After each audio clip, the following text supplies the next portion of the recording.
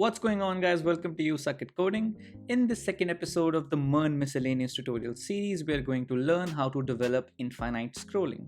So as you can see on the left, I have an app with some posts that we're scrolling to the bottom of, and you can see on the right in the terminal that as we scroll to the end of it, it hits the API with a query skip and gets the next set of posts. And this keeps happening till the point that we reach the very end, at which point the scrolling stops and we see an alert that says you've reached the end. So that is what we'll be building today. I hope you guys are excited for this one because I am. Let's get started. Alright, so the repository for this tutorial is MERN Miscellaneous, and the branch of interest is MERN Infinite Scroll. Going into this branch, you'll find all of the necessary code till the end of this tutorial with a useful README file. I'm inside of the project MERN Miscellaneous, which is the name of the repository, and I've just created a child branch called MERN Infinite Scroll, and I've based this off of the MERN setup, which is the main branch for this repository. So if you want to learn how to set up a MERN Stack project from scratch, you can do that by following along to one of the tutorials that I have on my channel called How to Set Up a MERN Stack Project from Scratch, the link of which is in the description and also on the top right as of now. Okay, so what I'm going to do now is to go ahead and start this project. So let's do a cd client, do an npm start, create another terminal, do a cd server, okay, npm start, and we'll create another one for our git. Let's do a git status. Perfect. So in order to get started with this tutorial, there is some prerequisites that I need to deal with first. So I'm going to go ahead and create a post model, a create post API, and once I'm done with that, I'll be back to show you the fake data in the MongoDB Atlas window right over here. So let's get started with the coding time lapse.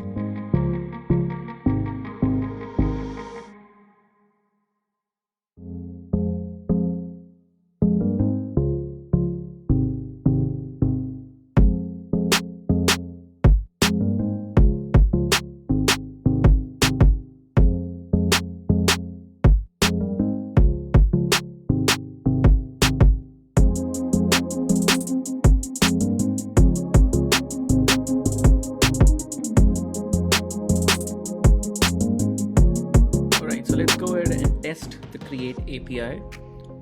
So I'm going to open up Postman, and what we need to do essentially is pass a number, which is the total number of posts that we want to create. Let's start with 1, and I'm going to press send. It says success true. Let's go ahead and see the results in the MongoDB Atlas Cloud. Let's zoom this in. I'm going to do a refresh. See, we have the posts collection and we have one document, and it has a username, avatar, image, and caption. So I'm going to go ahead and create 99 more so that we have a nice 100 for the tutorial. Success true. Let's refresh this part. All right, I'm going to refresh this entire one just to see the total document count. Making sure it's 100. Alright, so it's 100. Okay, so for any of you who are interested in knowing how I've created this API and the fake data, you'll find the link of this entire project in the description, so you'll get the code. But just to let you know, I'm using a package called Minifaker in order to generate the username and the caption, and for the avatar and the image, I'm using an API.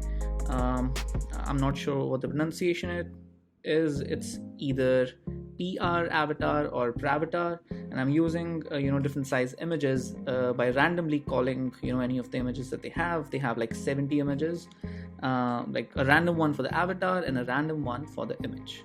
All right, so without further ado, let's get started by creating the UI and getting started with the infinite scrolling. Started with the backend by building the read API, and how I'm going to do this is build it incrementally. So as a first step, I'll build a simple read API and then show you how to add infinite scrolling logic to it. So let's get started. Do an exports read. It's going to be an asynchronous request response arrow function, and and let's do try and catch for error handling. And let's deal with the catch part first. So if there's an error, we'll do a response status of 400 and pass JSON with a field error. Use template literals to add a message that says error getting posts with an error.message. Awesome. And aside of try, we'll do a const posts, use the post model schema that we've created to access the collection. So post.find, and we'll pass an empty object to find to get all of the posts in the collection. And that's about it. So now that it's a success, doesn't matter if the number is 0 or 100, we'll do a response status of 200.json. To this, we'll pass a success boolean of true, and also the data which is equivalent to the posts. Alright, so that's a good old-fashioned read API. So in order to add infinite scrolling to it, we'll be dealing with two parameters, the first one being skip and the second one being limit. So let's get started with that. I'm going to do a const skip, and this is going to check if the request.query.skip, basically if skip is present as a query in the API endpoint, and if it is, we'll be converting it to a number, and let's say it's not, we'll default it to 0. So that's going to be the default value if it's not passed from the front end. And also for the limit, for the purposes of this tutorial, because it's a simple infinite scrolling, I'll just be defining like a default limit of 10. So let's do default underscore limit is equal to 10. Usually this is something that's passed by the front end too, but for this one, we'll just keep it a static value of 10 at all times. So now that we have two of these, we'll be chaining them at the back of the post.find. So I'll do a dot skip first, and to this I'll just pass the skip, and after that we'll do a dot limit, to which I'm going to pass this default underscore limit. So just add a wait, and that completes our controller. So now I'm going to go to routes, import the controller, and then add another API route. It's going to be a router.get with the same endpoint of posts for the controller read. Alright, so let's go ahead and test it now. So I have a get request with /posts endpoint. Let's press send.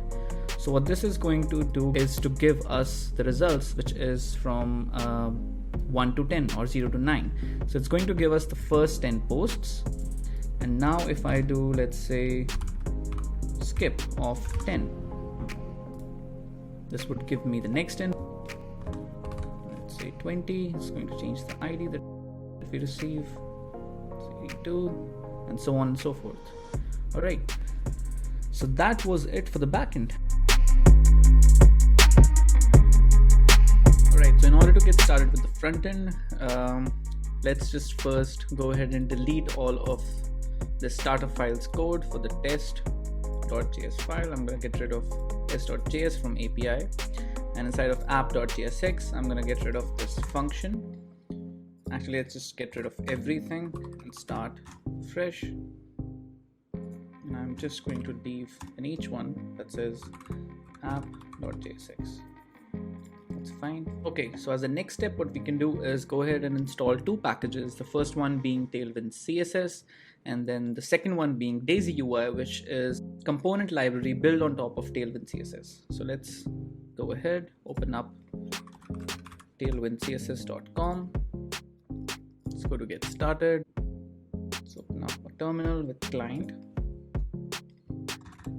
Let me search for the create React app, which is the version that we want. Okay, so we'll copy this command and paste it inside of our client.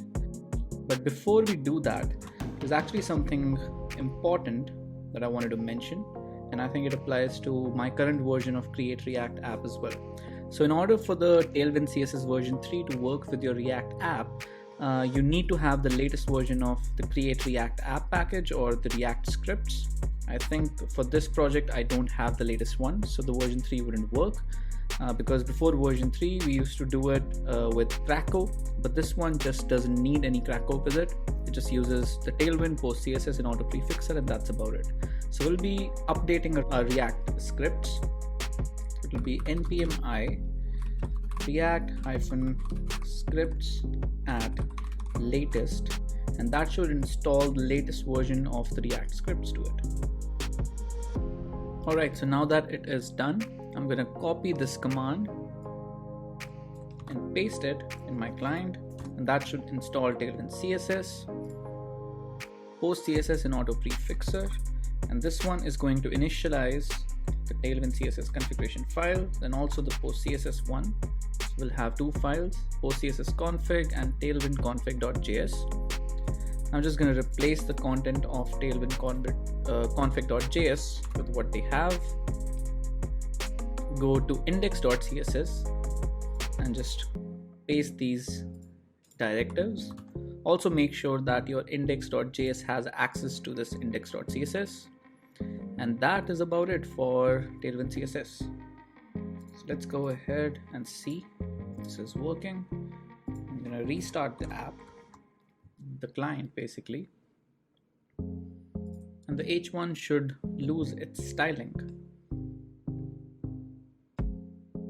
Yep, it did. So in order to check if Tailwind is working, I'm going to make this text 4XL. Let's also add an underline, italic. Yep, it works. Alright, so let's get started with installing DaisyUI. It's a fairly simple process. We have to do npm I DaisyUI inside of client, and then go inside of the Tailwind config file, which is here, and inside of the plugins array just add DaisyUI with a require, and this should change the theme to dark. Perfect, because that's the default for DaisyUI. So that's how you install Tailwind CSS and DaisyUI to your React app, right? So let's build some UI. I'm gonna get rid of this H1. At the main div, add a class name of minimum height of screen and a margin top of 8. And inside of this div, I'll have another one with the class name of text center and also a margin top of 14. And this div is going to have our two headers. The first one is going to say MERN Miscellaneous, and the second one is going to say infinite scroll.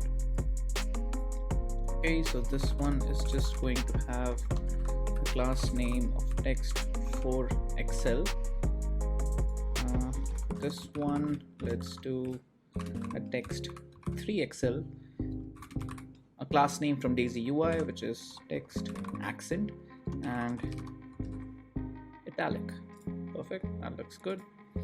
Now we're going to create another div inside of the main div, not outside. And this is where our posts are going to be mapped. So let me add a comment. Okay, and we'll add a class name of height of the screen, and we want it to have a scroll. So we'll add overflow scroll, and I think this would be a good time to create the post component. So I'm going to go inside of source, create a new folder, let's call it components, and to this add another file called post.jsx.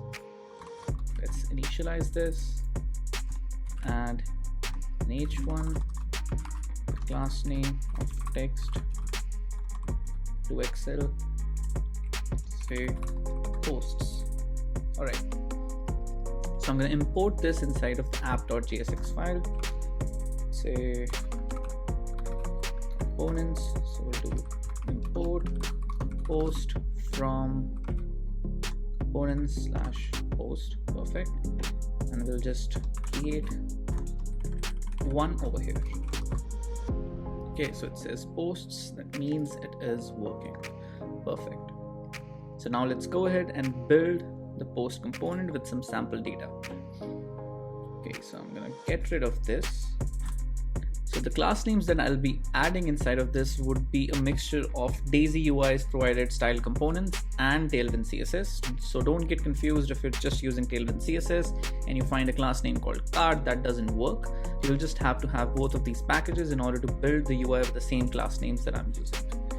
All right, so let's get started. I'm gonna do a class name, card, shadow small, a background of neutral, text of accent, content, a horizontal margin of 8, and that's for the extra small and the small ones. And for the medium one, it's going to be a margin of horizontal of 36 because we want the app to be responsive. That's the reason I'm doing it.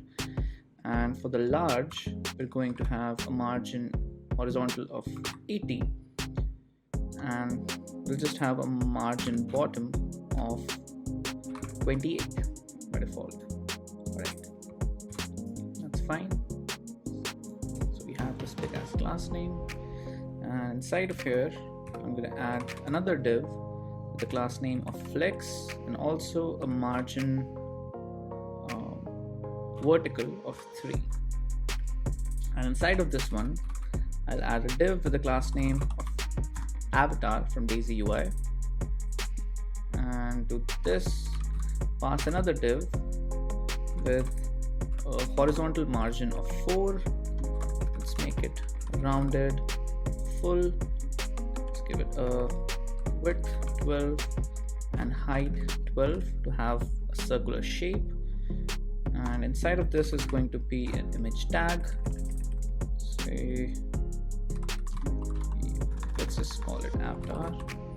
And for now, I'm going to copy and paste a sample image from the API that we're using in the backend. So I'm going to go to post controller and just copy this, the size of 150, and we'll give it a random number. Let's go to post and source. I'm going to just add this, and the image is going to be equivalent to just, let's say, 1. So that should get us an image.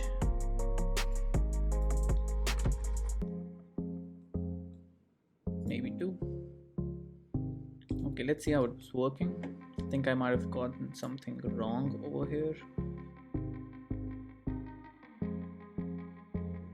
Alright, so I got this to work, and the reason that it was not working earlier was because I simply copied and pasted this URL which was wrongly typed. I'd used a slash over here after I instead of a period. So that means all of the data that we had just created has some wrong URLs in it. So I'll be recreating the data at a later point, but that's fine. I just wanted to mention that. So let's go back to the post. We can change this to 150. So if we don't provide this with an image number, it just randomly outputs any image that it has every time. So that's fine. So we were here, and now we can go outside of this avatar div, and let's create another one with the class name of self center and also font bold, which is where the username is going to go. So I'm just gonna add a username of you suck at coding for now. So that's how the username will work. Looking good. So outside of this flex div, I'm gonna add a figure tag with an image tag. This is going to be post, and the source for this one is going to be the same. You can just make it bigger. Now the resolutions should be better. I think we were using 650 or 600 in the backend. That's fine. So let's do 600. So that's a post. Looks good. What else? After the figure, you can create a div with a margin horizontal of 4 and a vertical margin of 3 and we'll add a p tag. And inside of this p tag, we're going to have two spans. The first one is again going to be the username. So over here, we'll just say, yeah, use some decoding. And the one at the bottom is just going to read a caption.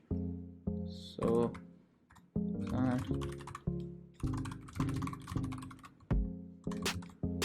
it doesn't really go with the image, but you get the gist. So in the span, let's add a class name of font bold for the username, and for the caption, we're going to have a class name of margin left of 2, and we're going to keep this text small. So there we go. That is a sample post. Let's refresh this, see what it gives us. Yeah, looks good. Okay, so minor mistake over here in the margin. I accidentally added margin top, whereas this was supposed to be a margin bottom. Now it looks better. So the next step, I am going to go ahead inside of the folder API and create a file, and we can call it post.js. That is where we'll be creating an integration function for the API that we had created before. So I'm going to do an export const, let's call it read, same as the backend, and this is going to have a parameter of skip, which is what we'll pass from the app.jsx. Let's do a try and catch.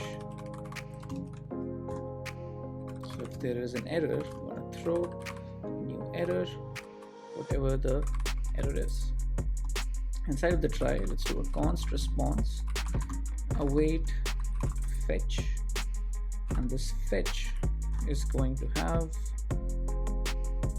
template literal, because we're using the environment variable to get the URL of the backend. React underscore app underscore API underscore URL, which is the localhost 8080 in our case. If you're not using environment variable for some reason, you can simply go ahead and add the URL over here, except for this variable. So that and slash posts with a query of skip is equal to skip. So that's the API endpoint, and with this we're going to be passing some options. This is a get method. Let's do some headers. It's going to be accept application slash JSON, and the content type again application JSON, and this is not going to have a body because it's a get method. And once we have the response, we're going to return the response after converting it to JSON. We have an await with it. Perfect. So we have this, and now I'm going to go back to app.jsx. At the top, write a comment for functions. So import read from API slash post. You can name it API or API functions, even better. Cool, we have that. And let's get some hooks, use state, and use effect at the top. And I'm going to create some states. So let's do posts, set posts is equal to use state. We initialize this with an empty array, and then we're going to do one for skip. So skip set skip is equal to use state, and we'll initialize this with 0. Okay, so let's create a function called fetch posts. It's going to be an asynchronous arrow function. Let's do a try and catch. So if there's an error, nothing fancy, we're just going to do a console log.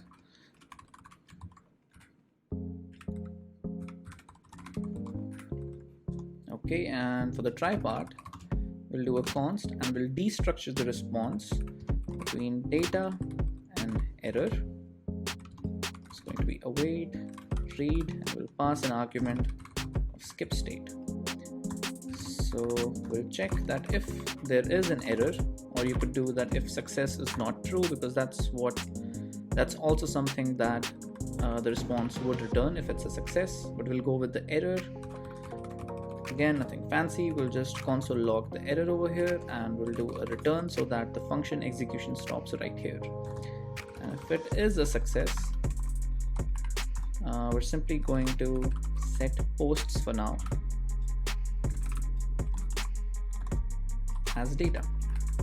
So for now, I'm just going to spread the data into an empty array for the set posts. Okay, so we have that, and this should be executed as soon as the component loads. So that means we're going to be using a use effect hook with an empty dependency array for now, and this is simply going to call this method fetch posts. So let's assume that we do have the posts. What I'm going to do is, just for now, do a json.stringify, right, posts. All right, so you see that we're getting, think about 10 posts over here, and since we're not passing any kind of skip, it just simply gives us the first 10. All right, that's cool. So for the post now, we can, I guess, go ahead and start modifying the component to make it more complete. The first step would be to add props to it. Let's destructure the props. The first one is going to be the avatar.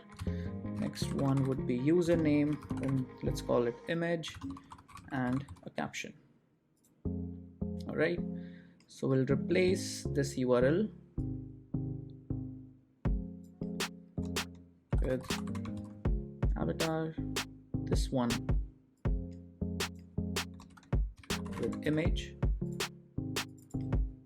this with username, again this with username, and the last one with caption. Perfect. So we have that, and inside of here I'm simply going to map the posts.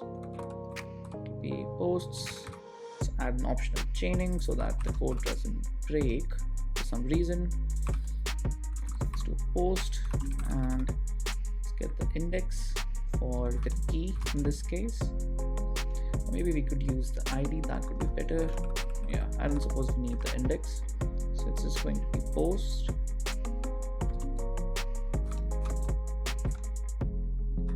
It's 2 round brackets, and we'll just pass this post component.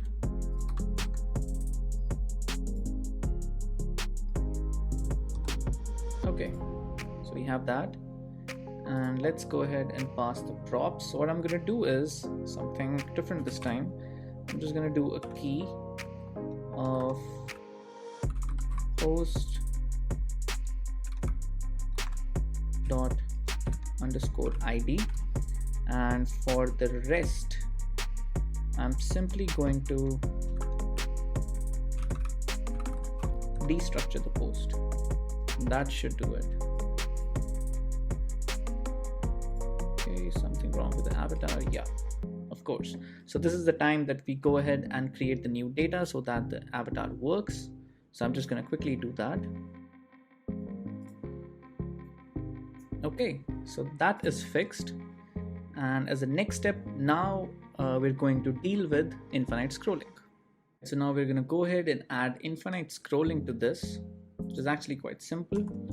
Get started by creating a handler called handle scroll as an event, and we're going to use this event, specifically the event.target, in order to extract 3 properties from it. The first one being offset height, if I can type height, the next one being scroll top, and the last one being the scroll height. So once we have these, we are going to check if with an if statement, if the offset height plus the scroll top is of a value greater than or equal to the scroll height. And if that is true, we'll be updating the value of skip via the setSkip method. And to this, we're going to pass the current length of the posts array.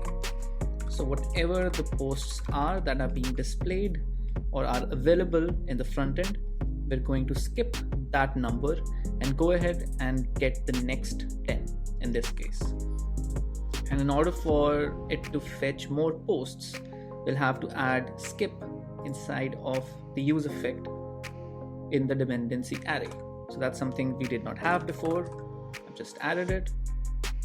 And now we can go ahead and add this handler to this div with an event of on scroll, handle scroll. So let me refresh this and clear this out. And I want you to focus here, because as soon as we reach the end, it is going to keep hitting the API with an incremented value of skip. So let's see that in action.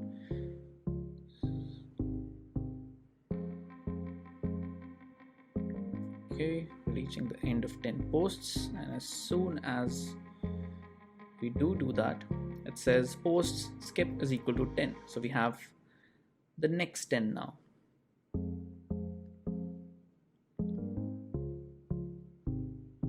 Okay, so it doesn't seem to be giving us more than the 10.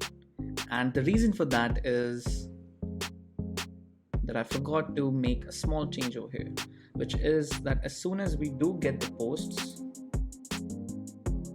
we're just rendering the data. So what we're doing is essentially just replacing it with the new data that we receive. And the reason I used a spread operator here rather than just giving set post the data is because what we want to do is spread out the posts that we already have, and to that add the data. So we do posts and then data. So let's go ahead and do that again, shall we? So I'm going to go to the very bottom. It says skip 10, and we have the scroll goes at the top, a little higher, not exactly the top. And as soon as we reach the end, which is now, it says skip 20. Let's do that again. It's skip 30, 40. Let's go all the way. Yeah, 50, 60, and so on and so forth until we reach the end, and it's skip 100. So over here we don't have any more scrolling. So that's about it for the infinite scrolling logic. The only thing that's left over here is to add let's say an alert at the bottom, just like Instagram does, that you're up to date. So we're just going to say that no more posts left or something like that, like one of the messages that makes sense. So let's go ahead and build a component for that. Right, so we'll start by defining a state called isEnd, which is going to be false by default. So it will be called isEnd, set isEnd with again new state of false. And how it is going to work is that every time we fetch more posts, it's going to have a check that if the data that we're getting, the data array, has a length equivalent to 0. And if that is the case, we are simply going to set this setEnd to true and return, because we don't need the function's execution at this point. So we do that, and then outside of this div, I can add isEnd. If isEnd is true, maybe for now we could have in each one that says end reached. So I have to do it for 100 posts. Yeah, I think I can reduce it now. Alright, so it says end reached, and that's perfect. So we'll replace this h1 with a component now. So let's do that inside of the components. I'm going to create a new file. Let's call it end post. It's actually an alert, so let's call it end alert.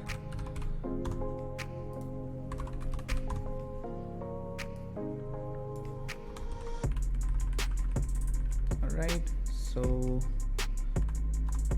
for the main div, let's give this a class name, alert info, and let's give this a margin bottom of 20. Let me actually just import it so that we can see it building in real time. Do an import.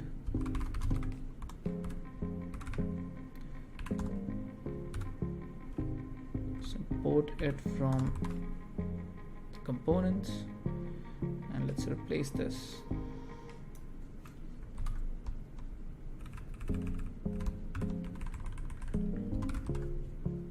All right. So this is what we're building. Inside of this div, I'm going to have another div with flex1, and also what we want inside of this is an icon that's like a check mark or something, and then a label that, let's remove this, with a class name, and it says you've reached the end.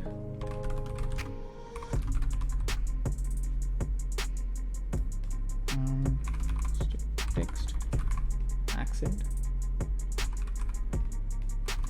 self center, and this should be text extra large. That's perfect. And this is where the icon is going to go, and we're going to use hero icons for this. So let me open that up.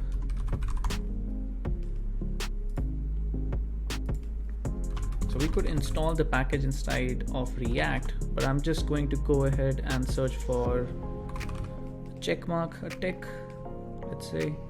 This one looks good, so I'm just going to copy the JSX and paste it over here. There it is. I have to add a class name, space x4, and justify center. Okay, so for the class name, I'm going to do a height of 12, width of 12, and also give it text accent, the same as that one, same as the other one.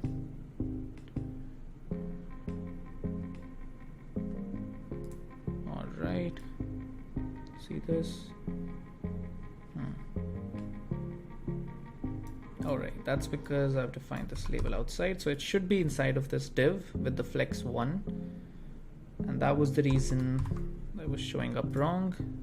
Perfect, so we have this at the end, and that is the end of this tutorial. Alright guys, so this concludes the episode 2 of our MERN Stack Miscellaneous tutorial series. If you enjoyed watching the video or learned something new from it, please smash that like button, subscribe to the channel, and leave a comment down below about what you want to see in the next episode. This is Banish at You Suck at Coding. Until next time.